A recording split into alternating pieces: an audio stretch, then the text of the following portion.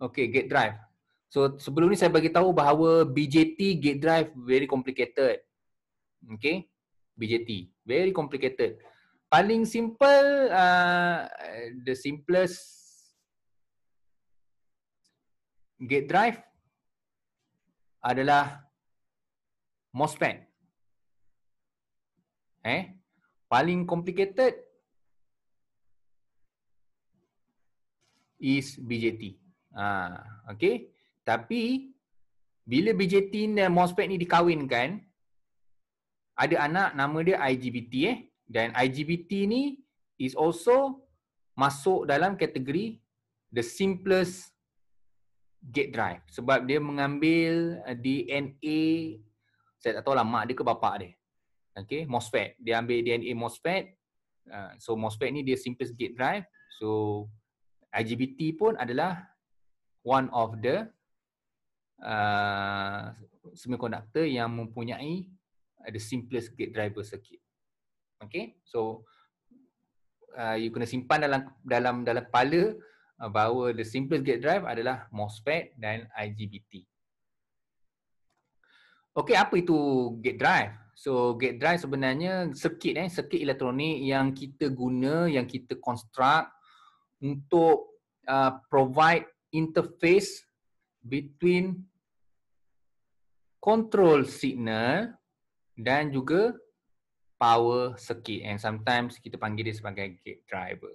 Inilah sebenarnya gate driver. Gate driver ni berada di tengah-tengah di antara, yang ini kita consider sebagai power circuit.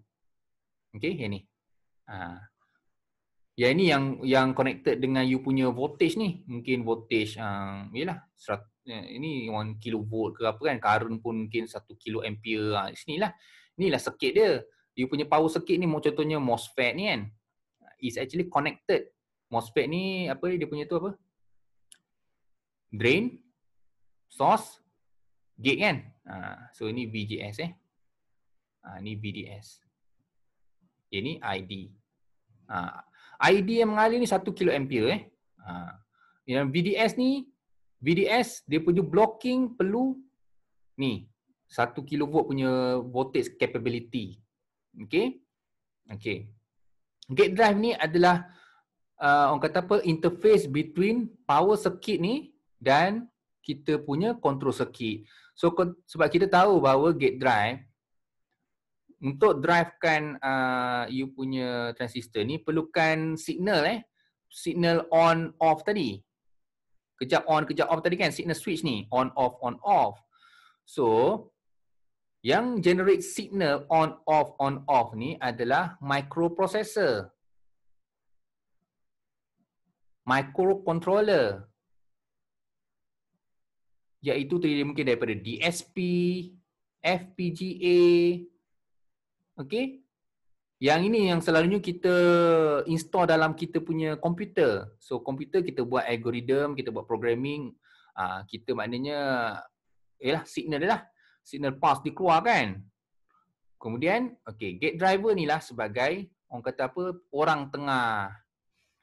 Maknanya orang tengah ni lah, maknanya di antara pemampan ataupun orang kata apa, macam orang tengah lah, di antara power circuit dan juga control circuit. Dia macam orang kata apa, protector lah. Protector. Sebab dia tak nak mungkin high power ni ada macam short circuit ke apa dan sebagainya masuk ke sini, masuk ke control circuit. Dan menyebabkan control circuit ni rosak.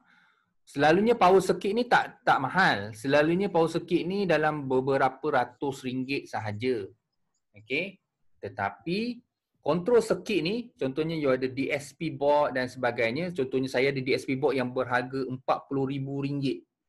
RM40,000 saya punya DSP board tu. DSP board ni saya gunakan untuk programming, untuk generate signal pulses ni, on off ni. So RM40,000. So terlalu mahal untuk rosak. So kadang-kadang kita buat power circuit kita takut. Kita mungkin soldering kita tak betul dan sebagainya. Bila kita on terus short circuit, terus rosak ini kita punya control circuit ni, microcontroller kita ni. So kita tak nak yang tu. So kita selalunya kita ada gate driver. Gate driver ni lah sebagai macam orang kata apa, protector lah, orang tengah. Okey, untuk maknanya akan mengurangkan kerosakan kepada kontrol circuit ni. Okey, itulah maknanya gate drive ni ada dua function. Ini paling penting, you all memang kena ingat, iaitu sebagai amplification. Okey, dan yang kedua isolation. So isolation ni yang maksud saya sebagai protection. Dia isolate. Okey, maknanya between power circuit dan juga control circuit ni dia ada isolation. Isolation maknanya tidak ada electrical connection di antara power circuit dan control circuit ni. Okey. So the gate driver ni dia provide isolation. Maknanya apa-apa berlaku, gate driver ni akan provide protection. Okey. Amplification. Okey, saya pergi balik kepada amplification. Amplification ni sebab contohnya lah MOSFET boleh, kalau saya recall, MOSFET untuk turn on kan MOSFET ni dia perlukan berapa nilai VGS MOSFET. Kan MOSFET ni kan nilai ni VGS ni kan. Untuk turn on kan MOSFET, berapa voltage yang diperlukan? 2 hingga 3 tau. 15 kan? 15. Untuk turn on kan perlu 15 volt. Okey, untuk turn off senang je. Turn off VGS kosong So senang je. Untuk turn on kan MOSFET, you need to give VGS voltage sebanyak 15 volt. Okey. Tapi kita tahu bahawa the output of microprocessor ni selalunya sebab dia electronic circuit, selalunya dia di antara 0 hingga 5 volt saja. Betul tak? Selalunya lah. Okey. 0 hingga 5 volt, which is tak cukup tinggi, tak cukup kuat untuk turn on kan MOSFET, sebab MOSFET memerlukan 15 volt. So, untuk increasekan 5 volt to 15 volt, that's why lah kita menggunakan gate driver. So, gate driver function dia adalah amplify the control circuit. Contohnya daripada switch yang ni. Okay. 5 kosong ni kepada diamplifykan kepada yang boleh generate 15 volt untuk turn on kan MOSFET contohnya. Okay. So kita tengok, ini adalah circuit amplification.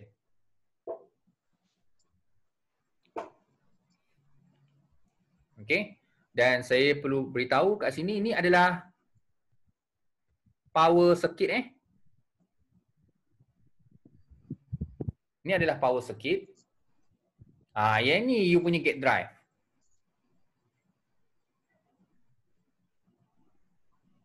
Allah, ni adalah you punya gate drive. BGG ni selalunya 15 volt. Okey, yang ni input signal on off. Yang ni yang 0.5 volt tu, yang daripada you punya control signal. So gate drive ni dia ada consisted daripada OM dan juga sebagainya. Okey, so dia akan trigger lah something kat sini, so dia akan menyebabkan VGS ni sama nilai dengan VGG, iaitu 15 volt. Okey, so kat sini ada dia punya description je lah So maknanya you boleh tengok kat sini. Saya tak nak ulas kat sini.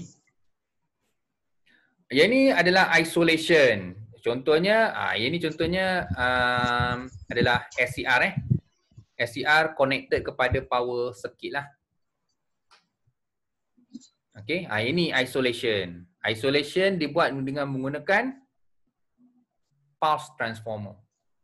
Maknanya there is no electrical isolation between power circuit dan control circuit. Dan dia juga boleh menggunakan optocoupler. So optocoupler ni adalah IC chip 6 leg lah. Dia 6 kaki tu, 1, 2, 3. Cheap lah, very cheap. Dia memang murah. chip ni pun memang murah. Dia 6 kaki punya chip. So kat dalam IC ini dia ada optocoupler. Maknanya between output dan input ni there is no electrical connection. Dia connection dia based kepada optical punya connection. So dia akan provide protection lah jika ada apa-apa berlaku. Okay, complete yang itu. So kita nak lihat kepada yang last sekali, which is losses.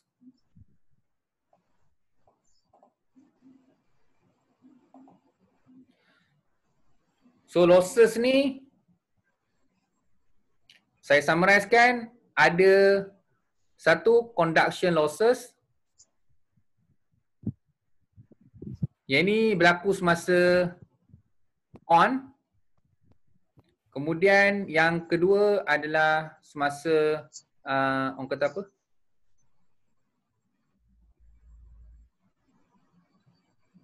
Blocking, semasa dia off. Dan yang ketiga adalah semasa dia switch. Switching losses. Okay. So yang sebelum ni saya pernah cerita yang semasa on, semasa dia on pun zero kan, losses zero, semasa dia off pun losses zero dan sebagainya kan. Itu adalah untuk ideal switch. Okay. Ideal switch maknanya memang 100% power source is transfer, maknanya efficiency is 100%. Tapi practical memang akan ada some losses kat switch tersebut. Dan losses tersebut ada 3 jenis, iaitu conduction, blocking dan switching losses. Tetapi selalunya losses ni tidak terlalu tinggi dan selalunya efficiency untuk power electronic system selalunya 90% ke atas dia tidak terlalu rendah lah. Kalau macam you pakai voltage divider tu efficiency 50% kan. Tapi ini walaupun ada losses tapi still efficiency masih lagi considered very high, 90% and above. So kita nak tengok what is the losses. Ini adalah forward conduction. Okay, semasa on lah. Okay, kemudian semasa off. Okay, dan semasa switching. Semasa switching pun ada losses. Switching ni maksudnya semasa dia switch. Okay, ni semasa dia off. Keadaan ni. Yang ni adalah semasa switch on. Okay. Yang ni switch off. You perhatikan macam mana saya boleh bezakan You tengok semasa off current kosong. Okay. Current kosong dan ada voltage. Ni maknanya ni adalah voltage yang dia blocking berapa banyak. Okay, ini adalah memang dalam keadaan switch off sebab current kosong. Bila dia on, current akan slowly increase. Dia bukan tiba-tiba naik atas Tak, dia akan slowly dia akan increase. Begitu juga dengan voltage. Semasa dia daripada transition daripada off ke on, dia akan slowly dia akan turun kepada kosong. Okay, dan dia punya intersection ni intersection ni yang kita panggil sebagai switching losses. Ni pun sama. Okay, switching losses.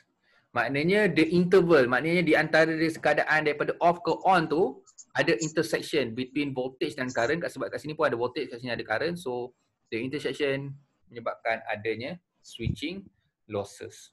So switching losses high.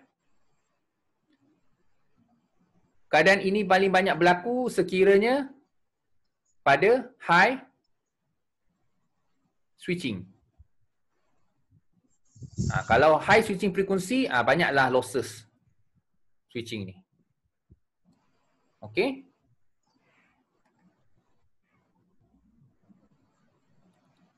So ni tak ada apalah. Okay, ni you boleh ignore lah. Okay, you boleh ignore yang ni, tak masuk pun. Just for your information saja. Okay, so Ini pun tak apa. You boleh ignore je ni. Okay, satu lagi yang paling penting adalah snubber. So kita dah habis losses Yang penting you kena tahu ada 3 losses. Conduction losses, blocking losses dan switching losses. Dan untuk losses ni tidak perlu ada calculation. Okay, tidak akan ada calculation. Just bagi tahu aja. Okay. Snubber ni pun sama. So actually sebenarnya saya nak beritahu untuk chapter ini tidak akan ada calculation langsung. Kalau soalan-soalan pun memang tak ada calculation. Dia lebih kepada pemahaman konsep power elektronik itu sendiri. Okay. Okay. So snubber So snubber tu sebenarnya dia nak mengelakkan ini sebenarnya, spike. Semua dah pernah masuk makmal power elektronik ke belum Belum. Sepatutnya Belum. selepas tak Tak pernah. Oh. Okay. Okay. So sebenarnya dalam power elektronik, sebab kita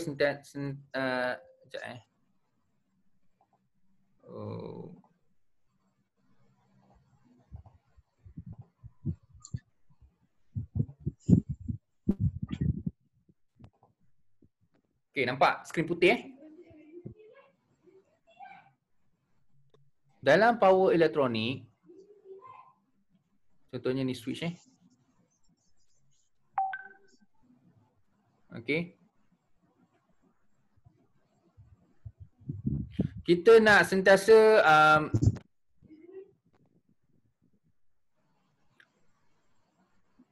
voltage ni on, off, on, off. Nampak sikit saya Okay. So yang ni dalam keadaan on, yang ni off on, off. Okay. Maknanya tidak akan ada makna perfect lah, square dia. Tapi biasalah, bila kita ada circuit, kita ada kabel, wiring dan sebagainya, selalunya kita akan ada induktor. Yang ini, induktor ni kita tak nak. Kita panggil dia sebagai stray induktor. Okay, stray induktor ni maknanya induktor yang kita tak nak, tapi nak tak nak kita terpaksa terima juga, sebab induktor ni paling senang nak wujud. Sebab induktor ni, kabel, kalau you lilit, you ataupun you punya kabel tak manage, tak berapa tersusun, you cross sana cross ini, dia akan menyebabkan inductance Induktor ni paling senang nak dibuat. Solenoid, contohnya solenoid yang paling senang, you lilit kabel dah jadi induktor. Okay. So induktor ni wujud disebabkan oleh kabel yang melintang pukang dan sebagainya lah. So memang kita tak boleh nak buat apa. Dan disebabkan oleh stray inductance ni lah, kita punya voltage ni dapat macam ni. Instead of square ni, kita dapat macam ni. Ada overshoot spike. Naik. Lepas tu dia oscillate, stable. Bila dia off balik, macam ni. Maknanya tak cantik lah. Maknanya you punya ni dapat macam ni.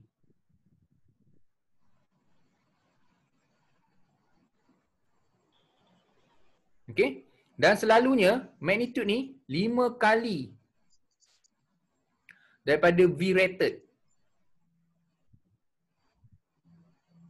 Okay. Dia akan menyebabkan you punya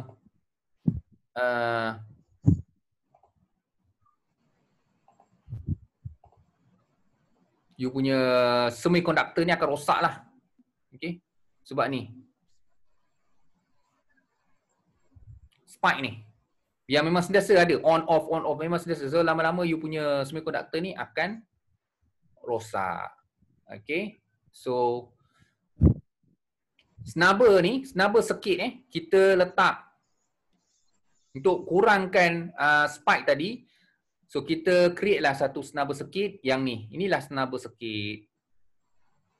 Which is kita letak parallel dengan semiconductor. Dan kita panggil dia RCD type kerana yang ni R yang adalah resistor, yang ni adalah capacitor, ini adalah diode. Okey.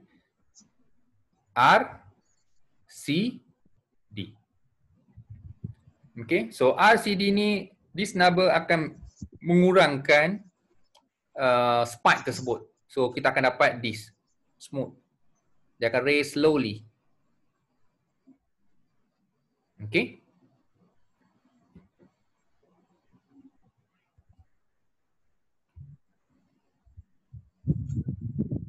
Okay, so actually dia punya kesan dia banyak lah.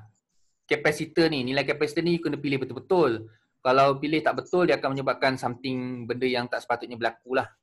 Okay.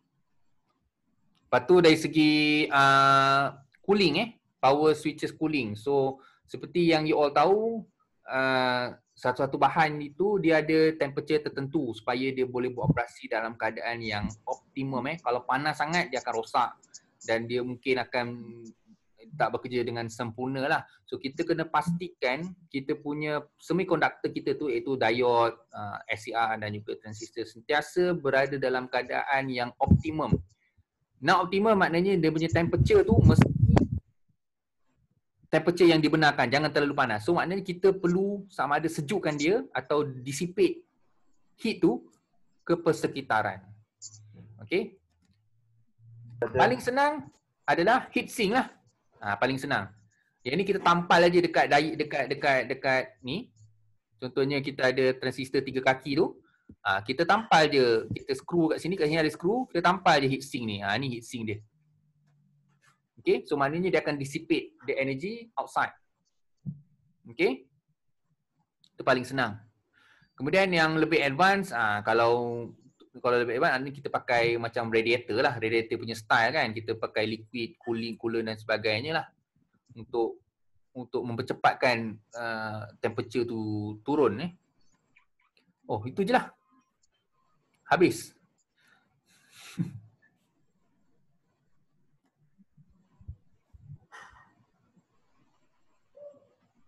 Okey, habis.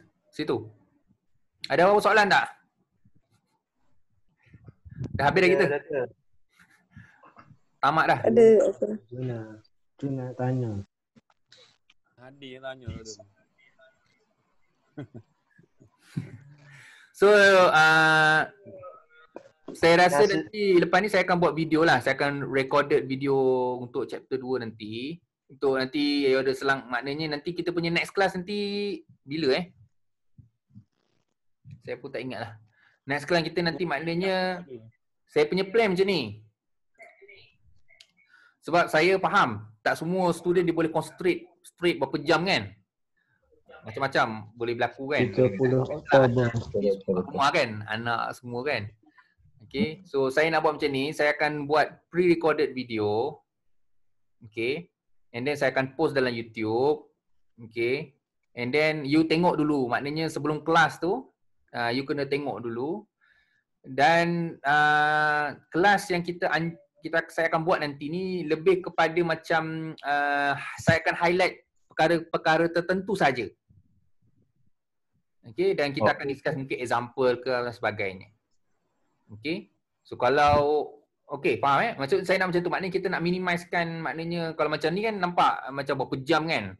Setiap kali kena boleh. 30 minit kena renew kan. So saya nampak macam tak boleh lah nak pergi cara macam ni. So saya akan buat pre-recorded video and then you kena tengok dulu lah sebelum kelas, maknanya beberapa hari sebelum kelas tu you kena tengok lah. Dan cuba fahamkan ke dan sebagainya, dan masa kelas tu nanti mungkin dalam 1 jam lebih je. 1 jam lebih atau 2 jam saja yang mana kita discuss apa yang tak faham. Itu lebih, saya rasa lebih nampak ke situ lah. Boleh doktor. Okay. Boleh doktor. So tapi tahu ujian 1 dah semua dah ambil maklum ujian 1 5 Disember.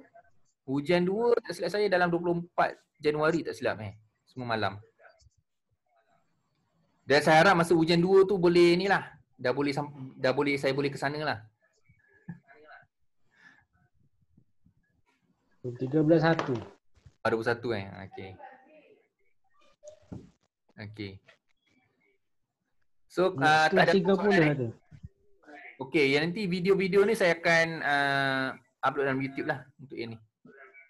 Boleh refer balik. Okey. Okey, kalau tak ada apa-apa, so kita berhenti kat sini je lah Okey doktor, terima kasih. Boleh doktor, boleh. Terima kasih doktor. Okey. Terima kasih banyak doktor. Terima kasih. Ya, terima kasih. Jumpa lagi. Okey, Assalamualaikum.